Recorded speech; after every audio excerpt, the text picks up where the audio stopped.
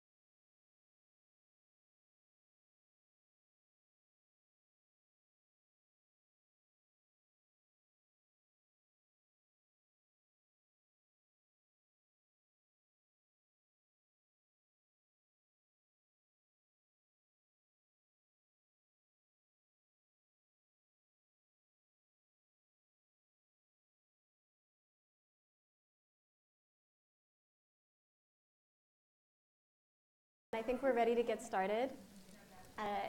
It is a pleasure and a privilege to introduce today's speaker. Dr. Anne Marie Albano is a professor of medical psychology at Columbia University Medical College and director of the Columbia University Center for Anxiety and Related Disorders. She is an international expert in anxiety disorders and one of the developers of our primary diagnostic tool for youth anxiety disorders, the Anxiety Disorder Interview Schedule for Children. Dr. Albano is a distinguished fellow in virtually every society and organization in our field, and she is the former president of the Society for Clinical Child and Adolescent Psychology and the Association for Behavioral and Cognitive Therapies. Dr. Albano has been a lead investigator on landmark clinical trials in our field, including the CAMS trial for pediatric anxiety and the TADS trial for adolescent depression.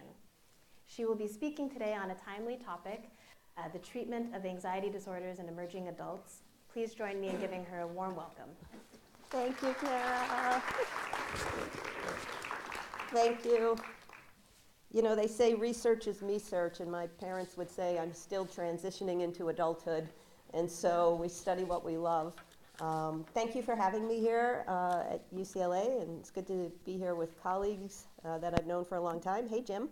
And also to meet many new faces over the last couple of days. Just some disclosures, not really much to disclose. I buy a pizza every year with my royalties in New York City. So what I want to talk about today, and I'll speak like a New Yorker very fast a lot of times because I have 77 slides for the 45 or 50 minutes we're here, is about anxiety disorders and sort of the long arc of what I've learned since entering the field in 1990 when I started working in child anxiety. Clinical trials were coming online big time. I was working with David Barlow, for those of you who might know who he is, the father of anxiety treatments in psychology. And so we were doing the multi-center collaborative study of panic. We were doing a social phobia trial where we developed a treatment for youth who were adolescents. And we had OCD trials and GAD trials, DSM field trials. Everything was going on. It was the heyday in the 90s, which led me to the 2000s where John Piacentini, Jim McCracken, Lindsay Bergman, and I collaborated with others on the trial for treating youth 7 to 17 with anxiety disorders. I'll talk about what we learned from that, but also something that sort of coursed through the entire time that I was in the field to this point, and that is there was always this group of anxious youth who didn't fit in the child trials because they were too old, but didn't really want to participate and work with us in the adult clinic or the adult trials because they felt too young and different. And so we're going to talk about them because they're prominent now. Anxiety disorders themselves, we know these are the most prevalent conditions that are affecting individuals in terms of mental health problems. They start very early, and upwards of 9% we know of preschoolers are in pediatrics clinics with undiagnosed anxiety disorders. Helen Egger's work has shown that. And then in epidemiological studies we see 3 to 6%. Anxiety grows and increases in prevalence to 12% for adolescents. And then when we look at the 19 to 29-year-olds, what we call young adults now, we're seeing about 22% with anxiety. You're likely to have this diagnosis before the age of 15. At least half of people who have them in their 20s have it before 15, and certainly before 26, we see them hitting and holding. Do kids grow out of an anxiety diagnosis with a high school diploma? And the answer is no. And in fact, the prevalence of anxiety continues in the sense that it is the young adult population that is most affected by the range of these conditions: separation, social, generalized anxiety, phobic disorders, panic disorder with agoraphobia. So these are prevalent and disabling conditions. At the same time, the kids who are between 18 and 24 to 26 years of age are the ones who are not getting treatment. And this actually holds up not just for the anxiety disorders. More recent data from Mark Olfson, someone who I know very well and I'm married to, and others, has shown that if you have ADHD between 18 to 24 years old, you stop your treatment at that point. After high school, okay? They stop their treatment. The condition doesn't stop, but the treatment stops. Same thing for depression. Youth who are diagnosed and treated with depression during adolescence, they stop their treatment upon graduation of high school. We don't have data specifically for the anxiety disorders on service use, but overall we see that this is a vulnerable age group where we're expecting them to fly on their own, take more responsibility, of course, act like adults, get into the world. They're compromised with mental health conditions, and they're stopping use of services. Well, let me just bring you back. I'm sure you're sick of hearing about CAMS because of my colleagues here, but we love to talk about our clinical trials. We know how to treat anxiety in the short term. And we know that the combination of CBT and medication gets the most kids well, but then we also know both CBT alone and medication alone are equally effective, and everything beats placebo. And this sort of is the same pattern that you see in adult populations with any adult study. But sadly, in a long-term follow-up of those kids from the CAMS trial, who were between 7 and 17 when we had them in our study, sadly what we find is really what? Only about 20% of youth will remain well in terms of continue to be remitted. For the most part, they relapse. And it doesn't matter what treatment, they relapse equally, whether it's combination or a monotherapy, they relapse. And then we also know that we have a group of kids who chronically have not responded to treatment at all, and these kids chronically stay anxious. So this is tough. What in the world has happened? We have excellent treatments when we are delivering them, but then when we stop, over time, for the most part, those kids will revert back. Well, one of the things, too, that we have to know about our clinical trials is, we are getting a little bit more of the squeaky clean kids. They're not heavy school refusers. They don't have comorbid major depression and such. So there may be things that were creeping up on these kids after CAMS. We don't know. We limited the age to 7 to 17, which makes sense if you're looking at a child treatment program. But at the same time, 7-year-olds are not like 10-year-olds. They're not like 15 or 17-year-olds. We have really distinct developmental periods all pushed into one study, okay? Many of these kids then, what we see is that they need more treatment over the longer term.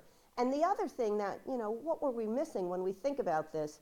It doesn't matter what trial you're talking about, the ADHD MTA, the TADS, Treatments for Adolescents with Depression study, CAMS, whatever NIMH powers us to do and look at, it's to look at symptom reduction, period. These are the primary outcomes that make the headlines of the New York Times or whatever media is picking up. They're going to give a headline, talk therapy works or it doesn't work. The TAD study was talk therapy doesn't work in 12 weeks. It worked in 14, but not 12. So, but they're only we're looking at symptom improvement for the main focus of the trials. And we've been out of CAMS now for 10 years, and we're still publishing secondary outcomes of functioning and service use and blah, blah, blah that nobody's talking about, all right? Isn't it sad, Jim? We might as well just retire and go home. The problem, though, is what we know is for a lot of these kids, they do respond to the treatment in terms of symptoms, but functioning doesn't catch up so quickly. So they may still not really be engaging in their life in the way that you would expect them to or want them to. They might not be calling friends. They might not be going to school consistently the way they should. A lot of problems, they're over-relying on their parents. A lot still persists. We also in this trial did not address the parents. This was a child-focused therapy, the COPE and CAT, and the CAT project.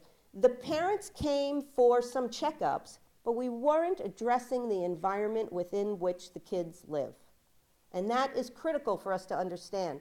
The other thing is, we weren't addressing their developmental milestones. And I have to ask, are there pediatricians in the audience? Raise your hand.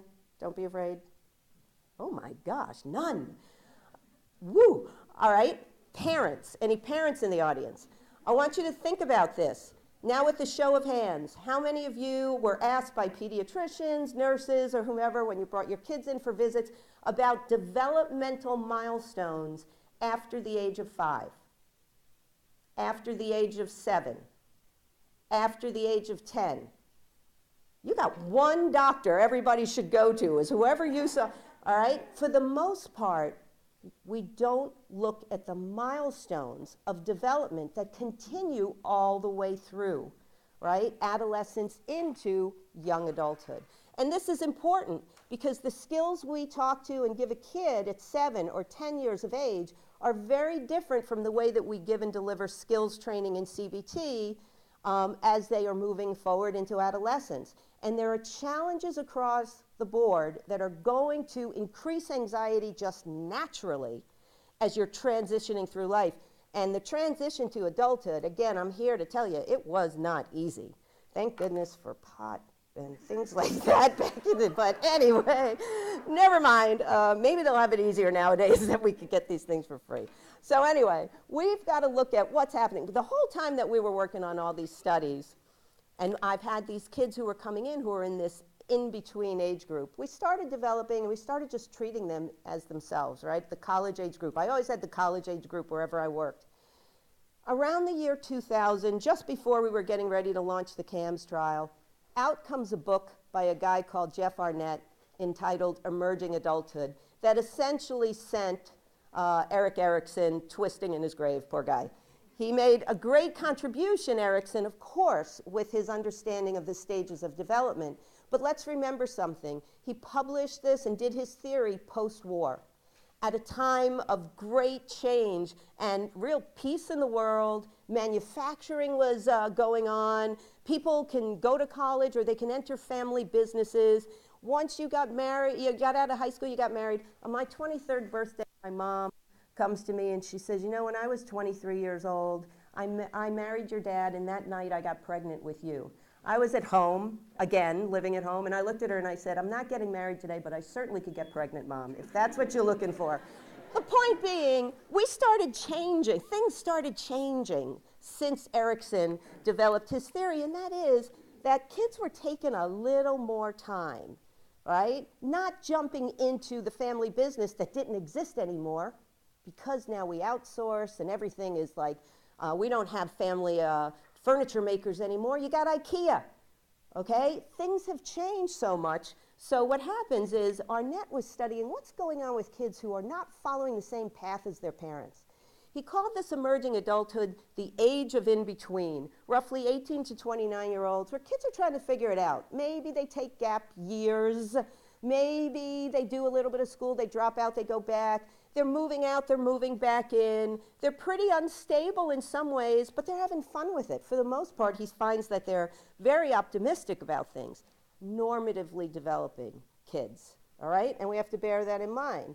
So the cultural shift that led to emerging adulthood over time is that these kids, we know, first of all, their brains aren't fully developed. Thank goodness I have an excuse for my 20s. My brain wasn't developed yet. Most kids enter college now after high school, which wasn't done in the past. This doesn't mean most kids graduate from a 4-year, but they're going more to college, and they're also going and dropping and going and dropping.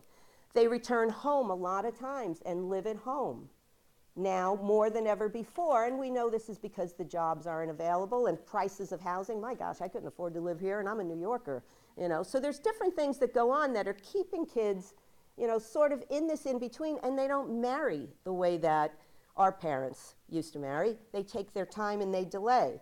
At the same time, remember, the parents, we've changed as parents. We now are more involved than ever. Pick up the Chronicle of Higher Education. There's always an article about a parent calling a dean of a medical school to argue for a kid's grade. I'm not exaggerating, and they're calling professors, and all kinds of things are going on. Parents are more involved, and this is happening early and early in the kid's life. Cell phones and technology, 56% of parents are in daily contact with their young adult. I would call home on a Sunday morning, collect. If my dad answered the phone, we'd have a nice call about the football game the night before at college. If my mom answered the phone, she'd say, tell her to write. That's why I sent her to college. Click. And that would be the end of that. But now, parents, because of what? This. They have constant connection with their kids. We also know, fortunately, that kids can stay on their insurance, right, until, well, maybe that'll change. We don't know with the way things are in Washington. And then the parents are caught between how much they push the kid but how much they overprotect. A key that Jeffrey Arnett caught my attention with was the idea that in this transition to adulthood, and even earlier, from the time kids are younger, we have to get them ready to meet some main milestones. They have to be completely independent, which means mom and dad don't do your homework for you. You've got to do it, right?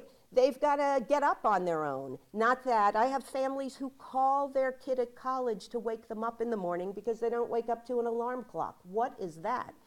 Okay? The kids have to be behaviorally independent and do things for themselves. They also have to soothe themselves. Not, Mom, I'm bored. Do something with me. No, you've got to figure out how to do something for yourself and soothe yourself and entertain yourself and so forth. They have to develop their identity, affirmatively know who they are, own their identity, sexual identity, cultural identity, religious identity. They have to be affirmative in understanding over time who they are to make it into adulthood. They also have to take responsibility for things and own up. I screwed up. I'm sorry, Jonathan, I didn't return your emails. That's why I guess I wound up without a hotel room and I'm staying at John Piacentini's. Whatever. You know, you own up for these things, okay? And they've got to take responsibility. They've got to take initiative. They've got to see themselves along the ways and not rely on their parents to do this stuff. And they have to socialize, make and keep friends, know how to relate to authority figures, know how to also be in a position of authority. These are major milestones. Now, when you think about the kid who has an anxiety disorder, what's happening is throughout life, they're afraid of new things. They're avoiding things that raise their anxiety. In my young adult social anxiety groups, when I ask these kids about, well, let's talk about dating. Oh, no, we're not going to talk about dating. Why not? Ooh, because like I get all nervous and I get butterflies and I'm shaky. I'm like, yeah, that's action. You know, that is their signal to leave the situation, avoid the person they're attracted to. I'm like, oh my gosh, no, you want to ride that wave. In fact, you're going to want that feeling to get even more intense over time. But no, they cope by avoiding. All right? And what happens, they're over-reliant on others. The anxiety then winds up that they don't develop the skills to master anxiety, but at the same time, they get stuck in terms of their development. Because the kids without anxiety, they are developing these skills. They are struggling. They're messing up and going back into a situation. They're approaching someone that they like, and maybe they get rejected. Okay, they'll go to someone else, and so on and so forth. And I have to tell you, it's not just anxiety here, but it's also the kids with ADHD, the kids with depression and such. When they withdraw or when they don't do something, they get behind developmentally. And then we have these people, the parental units. One study that we did a while back was with kids who had social anxiety and their parents, and we gave them a cafeteria scene. Your kid goes into the cafeteria to find a place to sit. There are some popular kids. Everybody's talking about getting together for the weekend. They're at that table. How would your kid be, or you ask the kid, how would you be feeling? But then you say to the parents, what should they do? How should they handle the situation? Talk to them about handling the situation. And then the other situation is giving a talk in front of the class that's going to weigh heavy in the grade. And essentially, when we audio taped these 10-minute talks and then coded them and all kinds of stuff, what we found is the parents aren't listening. They're talking. The parents are dominating the discussions. And not only are they dominating the discussions, but they're giving them unconstructive, non-problem solving types of comments. And what do I mean by that? In problem solving, if they're problem solving, what do you think you could do? Or you could try to say hello. But these are actual comments from our data. Take a book out and read while you eat, right? Eat as fast as you can and get out of there. Think about vacation or something nice. That is not problem solving. And unconstructive, she said there were popular kids. Won't that make you feel bad or funny? And you don't know any of them, so you really don't know what to do. Now, here's the thing. It's not the parents' fault. And the parents aren't wanting their kids to escape. But what we have to recognize is these disorders start early, and over time, the parents have been shaped because of the kids' how many times they've come home crying, upset, right? The parents have been shaped by the child's anxiety. They are anticipating the negative outcomes that could happen, being rejected at that table, being laughed at during the oral report or whatever it is. They are anticipating the anxious threat, and they're focusing in on the ambiguous cues of popular kids or whatever, and they don't want their kids to feel any worse than they feel already.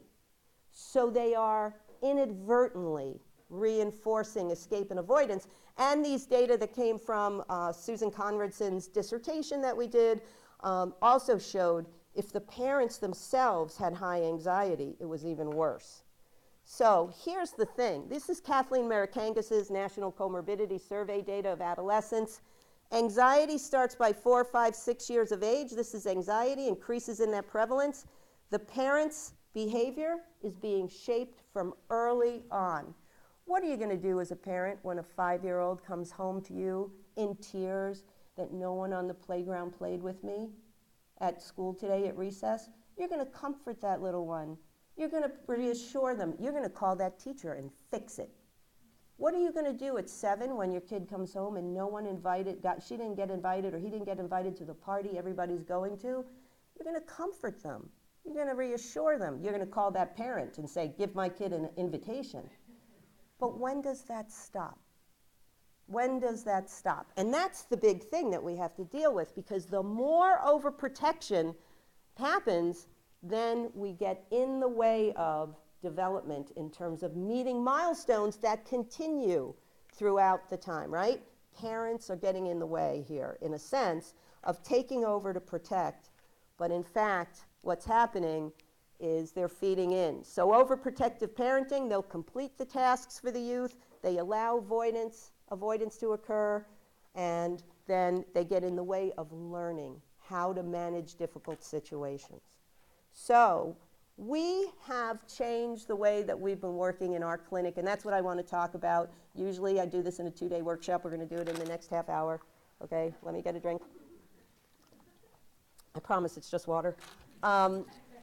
What we have been doing now is, for a while, we've been using the CBT for anxiety that has been developed, all the evidence-based work, but we've added to it some developmentally informed ways of intervening. And one of the key things, that we do is we want to make sure we're addressing these developmental tasks. I don't think anxiety has anything to do with whether a kid can get up to an alarm clock. I think the kid doesn't want to get up to the alarm clock and the parents go in and they're dragging the kids out of bed. I think anxiety has nothing to do with making a sandwich for yourself, right? There are things that developmentally kids need to learn how to do, which we think of as silly, but they actually are skill building for being able to be competent human beings and enter into the next stage, whether it's adolescence and adulthood and such. So we incorporate developmental tasks, and I'm going to talk about that, into all of our treatments, and I'll focus on our young adults. We also, contrary to the way things go traditionally in therapy and in our CAM study, we bring the parents in. I don't care if they're 14 or 24, the parents are coming in for key sessions and key work that we're going to do together.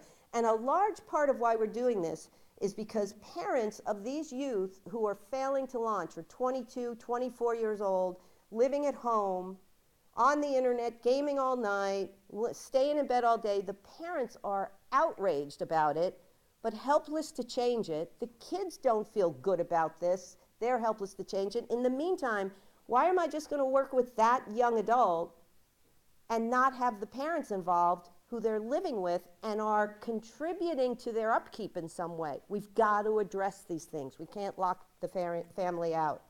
So we have to deal with that and transfer the responsibility to taking care of things from the caregiver to the youth. And also we want to see, can we deal with this functional impairment more directly? So the model typically for treatment is patient-focused, and you're dealing and targeting their anxiety. But we also are going to target some parental behavioral outcomes. Their overprotection, their overcontrol, the fact that sometimes they're okay with the kid being at home and avoiding, and sometimes they're outraged. Their own modeling of escape and avoidance, right? And the way they rescue, but also, what are the parents' thoughts about parenting their child, about their own history that might have come into this, about their own anxieties that are there? We want to look at some of their beliefs and attitudes that have gotten into the mix. So we have what we call transition sessions that the parent and the patient are in together. Then there's confidentiality agreements for what we're going to do individually with the youth, and that's going to be in individual and then group-based sessions. Essentially, our program are 4 phases. Psychoed and treatment planning and goal setting is everybody in the room together. We'll talk about this in a minute. Then comes a skill building phase. Skill building of whatever that kid needs, cognitive restructuring, emotion regulation, problem solving, whatever they need is going to be in these individual sessions. And then comes group. And group is really the vehicle for where we do exposure, which is the way that anxiety gets treated. And then we'll do some relapse prevention. So unique to us, first and foremost, are parents in the transition session. Our goals here are to figure out, for what we aim to do, figure out what are the goals of treatment. I had a patient who was referred to me a long time ago who was 9 years old at the time with separation anxiety disorder. Danny Pine, noted child psychiatrist at the time in New York, had her referred. This child from the age of 6 had been in therapy for anxiety. And at 9 years of age, I don't know if you do this in LA, but every kid, no matter what their diagnosis, has to go to summer camp in New York City so the parents can go to the Hamptons without them. And so it was her turn. She had to leave, and she had terrible separation anxiety. And so they call me at like early May, this kid needs to be out of our house by June 15th. Okay. So I work with them, even though she has her own therapist since the age of 6. And then I say, look, okay, I get the kid to go, and with a lot of calls to the camp, I said, but I need her to come back to me so we can really do work with you and her in the fall, and I don't hear from them. At 12 years of age, I get a phone call from the same parent, kid's still in therapy with the same doc, Danny's upped the medication a few times, and still into therapy, only now they're going instead of once a week, she goes 3 times a week to this therapy. And the therapist suggested the kid now is having panic attacks, let Albano get rid of those panic attacks. Oh, thank you, I'm glad to be of use. But I said to the mom, what are the goals of their therapy? What do you mean? I mean, why do you have her in therapy? To help her feel better about herself. Oh, what do they do in therapy? I don't know, but she likes to go. I said, what ultimately do you want for her in therapy? Well, I want her to feel good about herself when she's an adult. I said, great. She's going to look back on her child. I said this. I said, so as an adult, she's going to look back on her childhood spent with this therapist, first once a week, then 3 times a week. By high school, will be at 5 times a week. How good is she going to feel about herself? I'm sorry. I said, you need to know what's going on and why. Your daughter needs to know what the goals are. There needs to be you and her and the therapist measuring sort of what's happening. And if you're not getting there, you got to address that. Because what in the world is she doing? So this really is one of the big reasons we started putting parents in the process. The kids need to know why they're with us. The parents and the kids need to articulate goals. And this actually is what we do even with our 6 and 7-year-olds. And we need to know what we're working towards over time.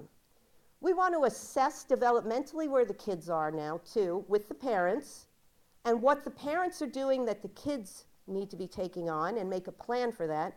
And we also want to be effective in helping the parents to be good, really great coaches, mentors, and parents to the kids, but not enablers. So we're going to address that, and we're going to address it by working on the parents' anxiety about letting go. And I'm a behaviorist, but this guy said it, and said it well. Alfred Adler. You can love a child all you wish, but you must not make him dependent. You owe it to the child to let him function as an independent human being, and you must begin training him from the very beginning to do this. If a child gains the impression his parents have nothing to do but be at his beck and call, he gains a false idea of love. And this is on an index card type of, we laminated it, we hand it out to parents. We want them to remind themselves. The goal is for this kid to be independent over time. You are to step out of things. It's okay that they struggle. These are the developmental milestones articulated by Jeff Arnett. These are some behavioral indicators of what your kids need to be doing on their own in order to successfully become adults. Soothe themselves when they're disappointed or challenged, weigh options, able to own their feelings, affirmatively describe themselves, complete tasks on their own, manage money appropriately for their age, for whatever they're doing, engage with others, pursue relationships, and so forth. We've made behavioral indicators, we did, and there's more, we've expanded them out for each of these milestones, because we want the parents and youth to see where is it that they're doing things for their kids that the kids should be doing. And we are in the process now of developing, we've been using this for a number of years, but now we're doing the psychometric studies of our launching emerging adult functioning scale. This is a scale that assesses those developmental milestones. It breaks it into tasks. We have the parent complete it about their kid. We have the kid complete it for how independent they are in the various domains. I bathe and groom myself daily. I prepare and eat my own meals. I exercise. I present myself to others and so forth, right? In finances, we actually have expanded this to managing a budget or managing my allowance. I make my own relationship and sex, make my own friends. I have a mentor who can provide guidance. I have romantic relationships. We've even expanded this one in terms of self-care around sexual relationships and such. But we give this and then we assess where are these kids. So far in the alpha version, we've sent it around to experts who have told us and given us good reliability on the domains that we have and also on the items. And so we're doing a beta version now, Tara, that I'll be sending to you guys, right? And going to be giving it in high schools. But what we found with this measure thus far is youth with social anxiety disorder and major depressive disorder are identified by this measure. These are the kids between 16 and 28 years old who are not on track developmentally, for the most part. We use that measure then to sit down with the parents and the youth in one of those first sessions, and we usually have between 1 to 4 sessions with the youth and parents.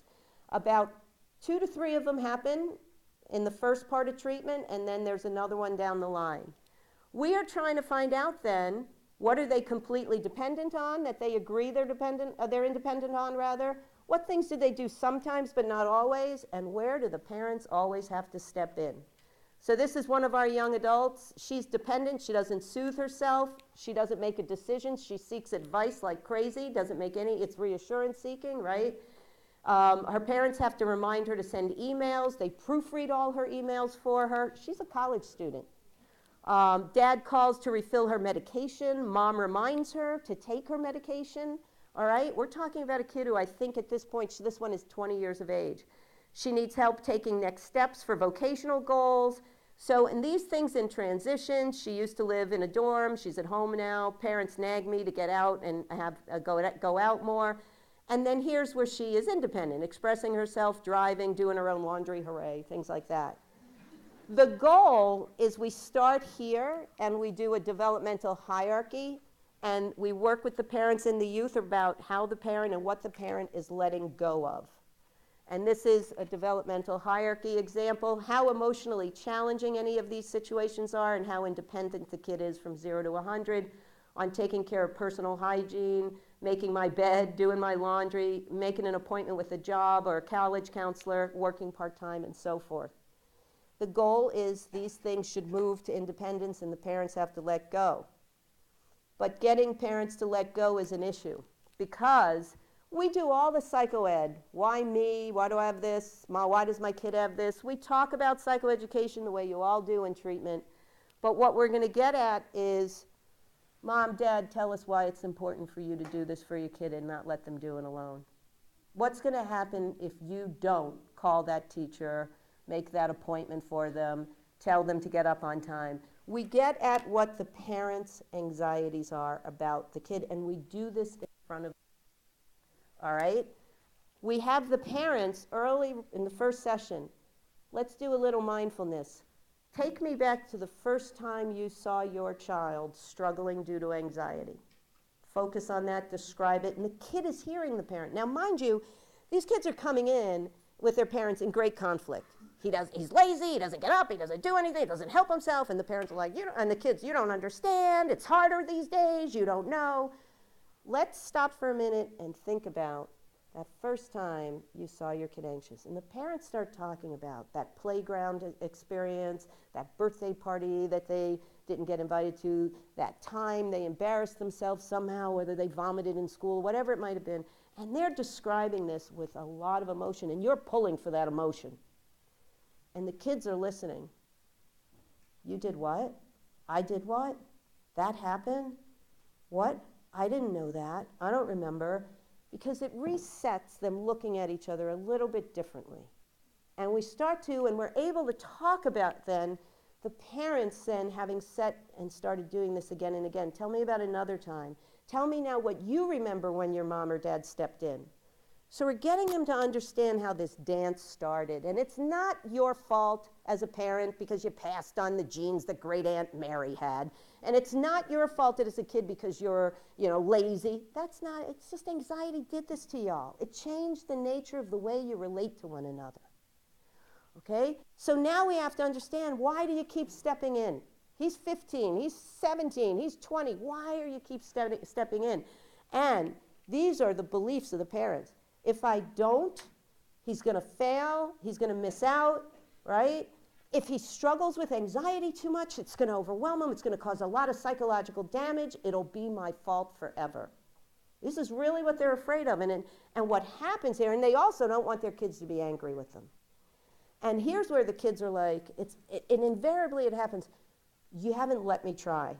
Or I know it's hard for me, but I have to try. You're getting the kids stepping in like, whew. Okay, let's work with that. This is a little nugget we have to work with. And so we keep going with this. We validate for everyone the feelings that they're having they are valid, they are feelings anybody might have in this. What we have to keep on and understand, though, is how to move forward with mom and dad, understanding with the youth how they're staying in keeps that kid from progressing, all right? And so the big thing is addressing this idea that any next situation is too big to fail. Because that's the way they think.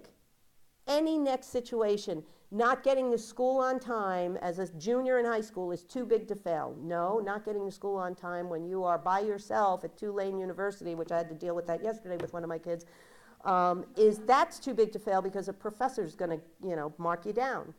The school, you'll get a detention. So what? What happens if your kid gets a detention? Well, it's going to go on their record. They're going to write about it in the letter that goes to colleges. No, they're going to get a detention, and they're going to learn from it.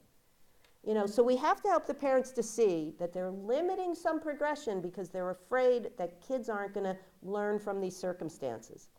As we move along, there'll be another transition session. We are going to revisit where do parents keep stepping in when they shouldn't and things like that. What gets in the way of this? And then we do a lot of work with communication training and such. And we also want another visualization. What is coming up for your kid? A college interview, a job interview, or whatever it might be. Again, in front of the kid, I want you to tell me what you see happening. So we together can work on how your kid is going to do that without you. And your kid can ask you for the help they want, but also set up the boundary not to interfere on certain things. And we could set up for the kid, these are things that you, even with anxiety, need to take on for yourself. A lot of times we do a role reversal. These are really great role plays where the kid is the parent and the parent is the kid. A very powerful one that happened at one point is a young woman and a parent. They're doing this role reversal. There's family weddings and things they go to, and this girl just sits by herself in the corner and just like sulks. And so we did this thing where she was the mother and the mother was her, and she is the mother. Get up there, go talk to your cousins. What are you just sitting around for? What's your problem?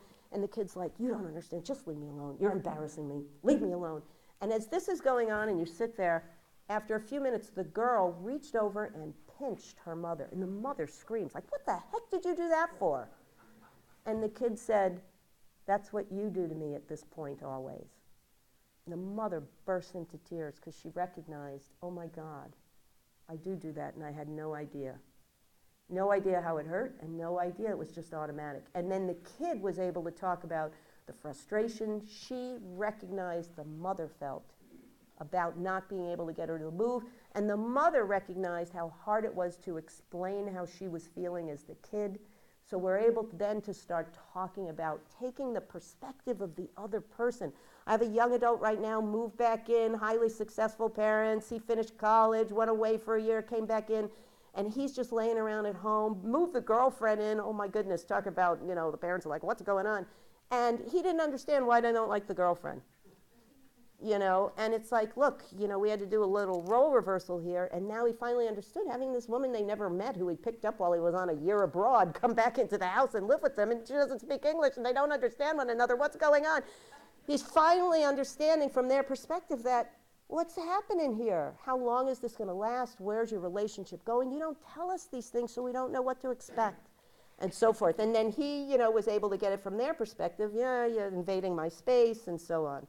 So we work with the parents and we get after, and the kids, are they on track? Are they meeting developmental milestones? That is one of the critical issues working with the family, with these young adults and our adolescents that we want to work with in our LEAP program. Second phase of treatment is everything you know how to do, individual skills training. I'm not going to belabor this because the real vehicle, and come on, you have Michelle Krask down the street here, right? Exposure-based work is so critical to pushing back on anxiety. And for us, the critical component then is contextually rich exposures and valid exposures. We do exposure as a behavioral test to see what the baseline is for our youth with anxiety, but then we also are going to use mostly group sessions. And there's a reason we do these group sessions, I'll talk about in a second. And we're also going to do non-traditional exposures in a way.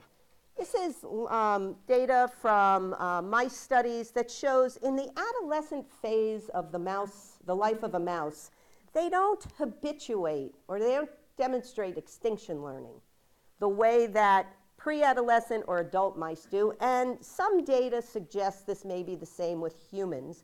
And that is, they don't extinguish or they don't tolerate anxiety, to borrow from Michelle, unless the contextual cues are really similar to where the original conditioning happened. All right? So context is critical. We need to do exposure and work with exposure in a different way. I'm going to skip the slide, just saying that most exposure out in the world is really not good. It is American coffee to European coffee. Or as my friend Lars from Sweden says, you guys drink dirty water, it's not coffee. Exposure in the real world is not real exposure. Therapists are sitting in their chairs telling people, go lick the toilet or whatever John, would do for his patient or with his patient. They're telling them to go do it. No, you've got to do what really is happening to the patient that they're afraid of. You've got to make these things happen. So we've done a couple of things, one being virtual reality for the college-age youth. Look, I could do all the role plays, forever with my college-age students, but I certainly, if I sit and say, let's pretend that I'm your roommate and you're meeting me for the first time, of course they'd be anxious and run away from college. I wouldn't live with me at their age. It's not real. So we developed a partnership with Headset Health, it's called, these two guys, essentially two geeks, and they're great. They approached me, and we made college-age scenarios. I just want to show you one. This is one of our VR situations. Let me see, here it is. Ruth is going to introduce this college-age student to the scene, and we'll take it away. Hi, Ruth here. Welcome back to the room. Hope you've been well since we last met. Today, we're going to your dorm room where you've recently been having problems with your roommate. Specifically, your roommate has been really messy, leaving clothes, dirty dishes and uneaten food everywhere. Your task is to bring up these problems with your roommate and try to resolve them. We'll now be transporting you to your dorm room. Good luck. These are what the therapist is going to press buttons to make the avatar respond in certain ways.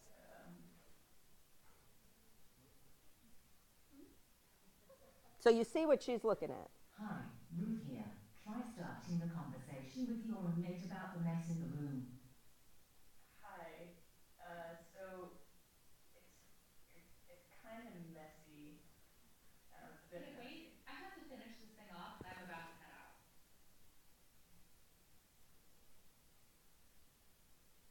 Yeah, it's just the room is there's just like a lot of stuff. I don't understand. What's the problem? Mostly just like the clothes and the pizza box. Dude, this is college. This is totally normal. Have you gone and visited other dorms? Not really. It's just a few clothes and some pizza boxes. Why is this bugging you so much? It's not bugging me. It's not clean.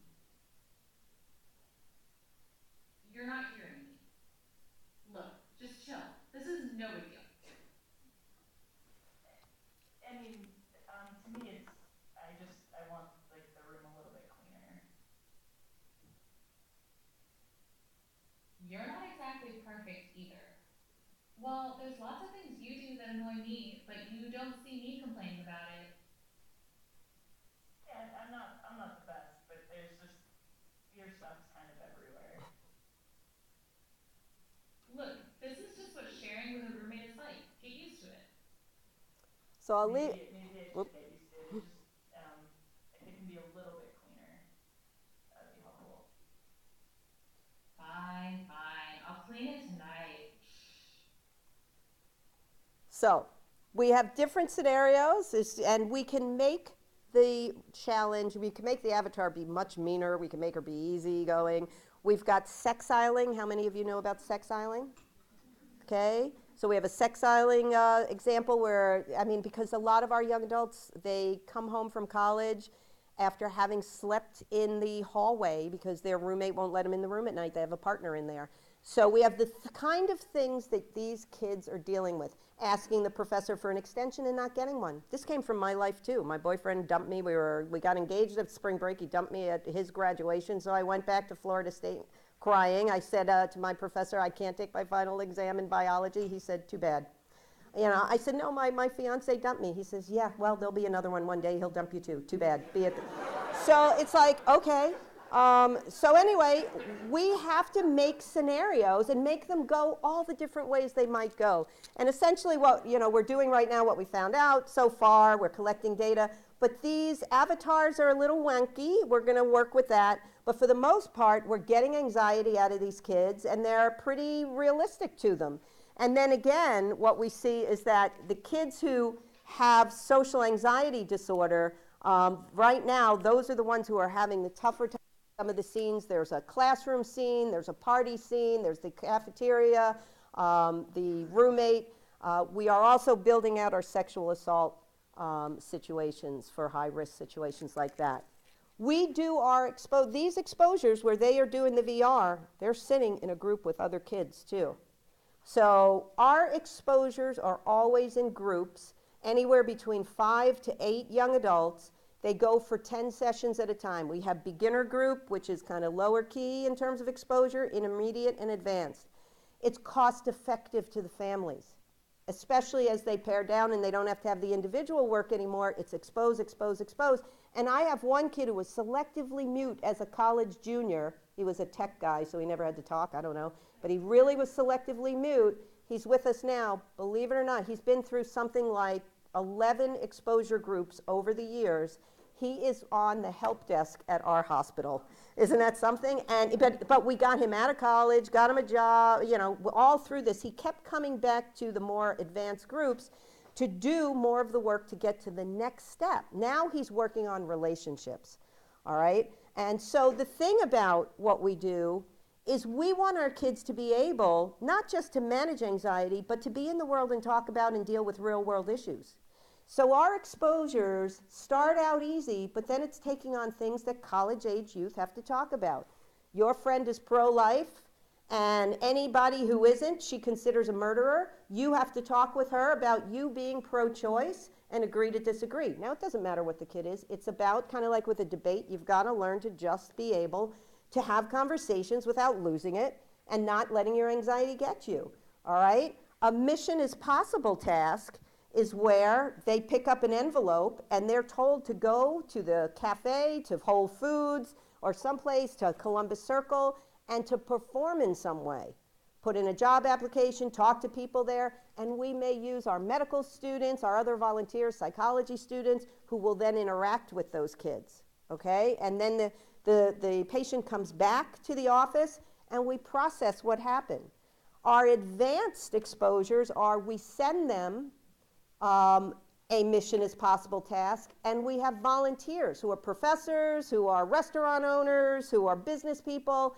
They've agreed to confidentiality, blah, blah, blah, and we set up real world situations. A big one for a lot of kids is going back to a college counselor or college admissions person and explaining why they were on leave and that they're ready to come back to school. So we send out these mission is possible tasks. This one is, you want to be a neuroscience major, go talk to Amy Crane Roy up at Fordham. You're going to meet with her about possible going to school. This one is a job interview for someone who's looking for a job with Ms. Quinones, and bring your resume and so forth. The big thing then is they come back and these volunteers either send in to us feedback, or they'll call into the session. When they can, they come and they give live feedback to our youth.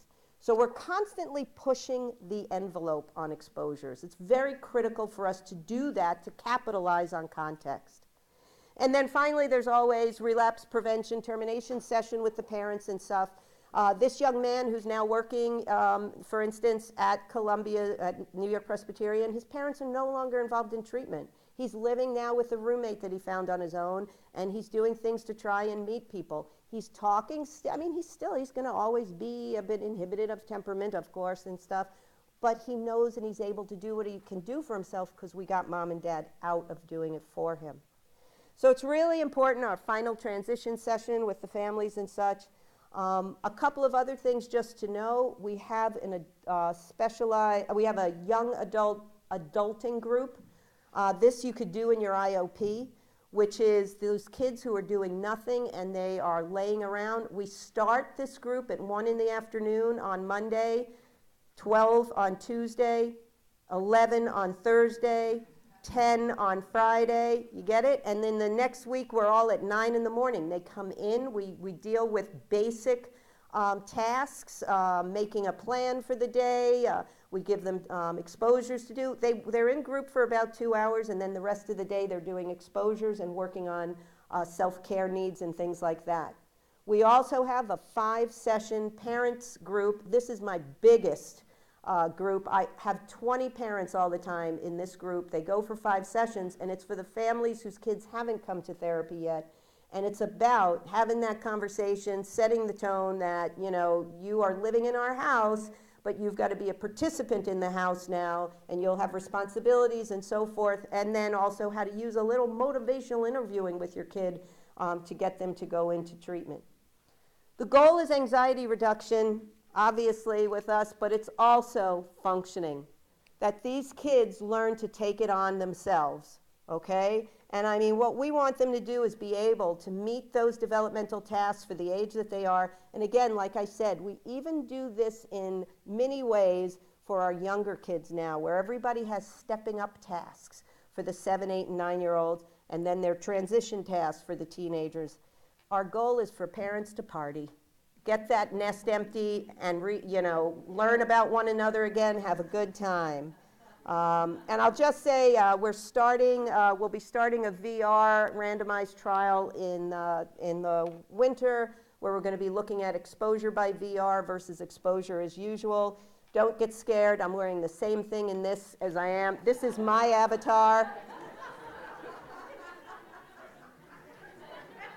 Okay? And this is for the next generation, which actually I will be in that avatar. This is so weird.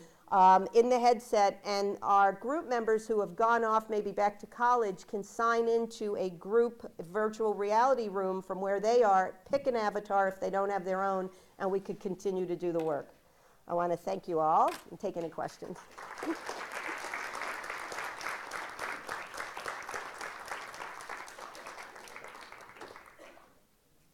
We have time for just about maybe one question, but anybody who wants to can come up after and ask questions. So who's going to be the lucky question asker? We got one over there.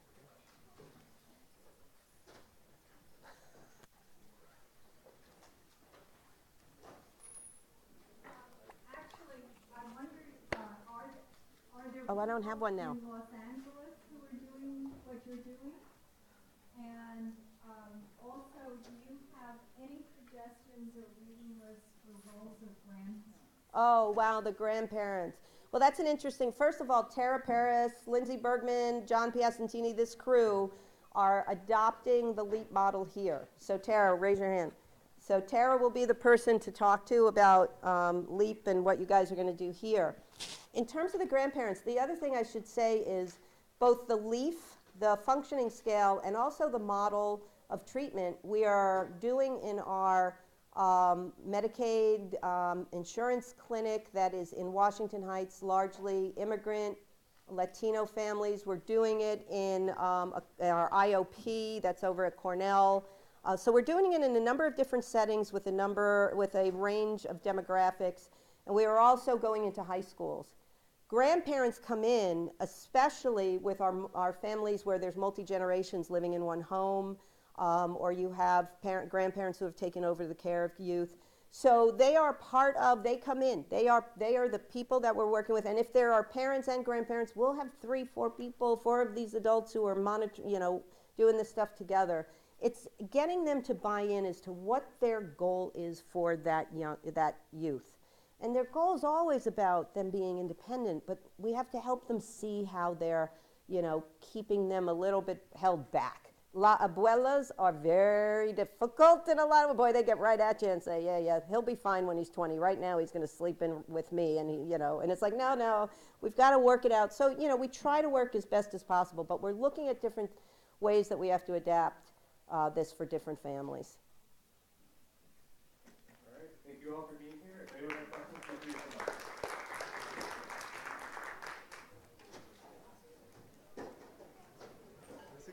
Thank you. Thanks so much. Yeah. Sorry.